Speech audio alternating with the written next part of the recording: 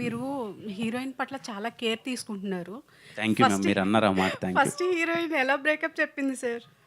First హీరోయినా ఈ సినిమాలోనా? Yeah! తిను చెప్పిందని. ఓ సారీ. ఓకే. అయ్యో, మీరు నాతో కథ లీక్ చేసేశారు.